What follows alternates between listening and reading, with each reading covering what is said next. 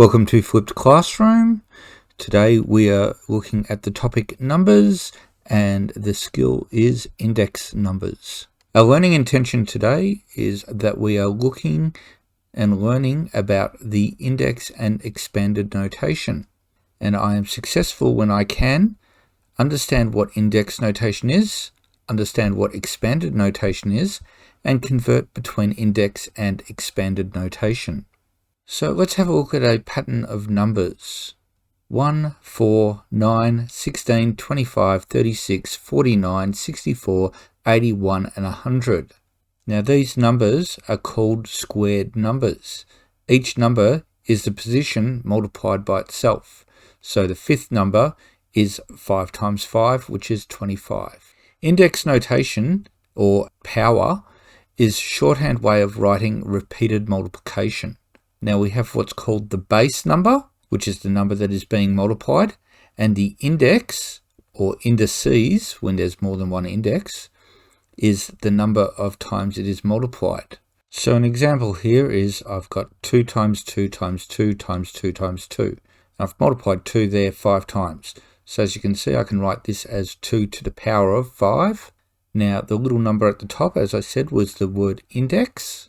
And the number that's at the bottom is called the base. And we call this the index form or index notation. And on the left-hand side, we call this the expanded form or the expanded notation. So here's an example. Write the following in index notation. And I've got 2 examples here. So I've got my thinking on the left-hand side and my writing and drawing on the right-hand side so that the teacher can see what I understand with this question. For part A, we're going to write down the multiplication. So we start off by writing the whole question out, and then we work out what is being multiplied and how many times it's being multiplied. So I can see that the number 6 is being multiplied there, so I write it as my base, and I can see that there are 7 of them, so I'll write to the power of 7. For question B, I will write the multiplication again. So I've got the 2 times 2 times 2 times 2 times 11 times 11. And again, I will write down the base down the bottom and then the index at the top. But you'll notice that I grouped the 2's together. So I've got 2 to the power of 4 because there's 4 lots of 2's there, all multiplying together. And then I've multiplied that by 11 to the power of 2 because there's 2 11's being multiplied by together. But I can't join them together because the bases are different. Here I have a couple more examples. This time I have 2 to the power of 3 times 2 to the power of 5. And we've got 3 to the power of 4 all to the power of 2. So again, I've got my think and my right draw. So for question A, let's write down the multiplication like we did last time. So we've written the question down.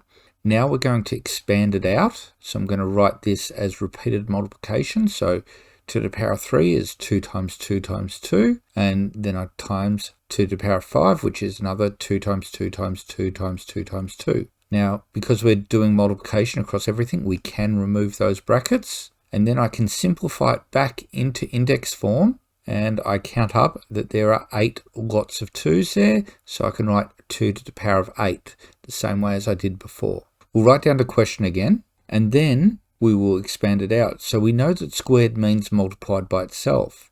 So 3 to the power of 4 is 3 times 3 times 3 times 3. And squared means multiplied by itself. So I multiply it again by 3 times 3 times 3 times 3.